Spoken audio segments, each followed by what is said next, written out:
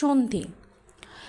সন্ধির কোনো শব্দের ভিতর মানে তালিবস্যা, পেটকাটা, মূর্ধন্য ষ, দন্ত স থাকে, তাহলে এই তিনটা যদি থাকে তার পরিবর্তে বিসর্গ হবে। যেমন আবিষ্কার, দেখেন পেটকাটা মূর্ধন্য ষ আছে, তাহলে আমি এইটার পরিবর্তে কী লিখব? বিসর্গ। তাহলে আবি বিসর্গ যোগ বাকি রয়েছে কি কার, তাহলে সে কার। শিরোচ্ছেদ, এই যে তালিবস্যা আছে, তাহলে শিরো বিসর্গ প্লাস ছেদ, শিরোচ্ছেদ। মনস্তাপ, মনো বিসর্গ প্লাস তাপ, মনস্তাপ। তাহলে আপনারা বলুন নমস্কার এর সন্ধি কী?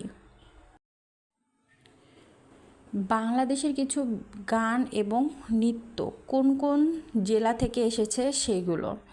রংপুর অঞ্চলের গানকে বলা হয় ভাওয়াইয়া গান।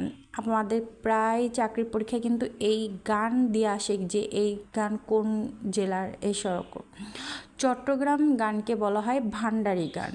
ময়মনসিংহ গানকে বলা হয় ভাটিয়ালি গান। নৌকা প্রতিযোগিতার গানকে বলা হয় সারি গান।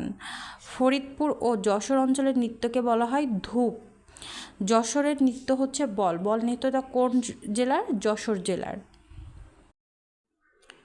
প্রথম মহিলা কবিগণ মানে বাংলা সাহিত্যের ধারায় কারা কারা প্রথম মহিলা কবি, তাদের বাংলা সাহিত্যের প্রথম মহিলা কবি চন্দ্রাবতী। আধুনিক বাংলা সাহিত্যের প্রথম মহিলা কবি স্বর্ণকুমারী দেবী।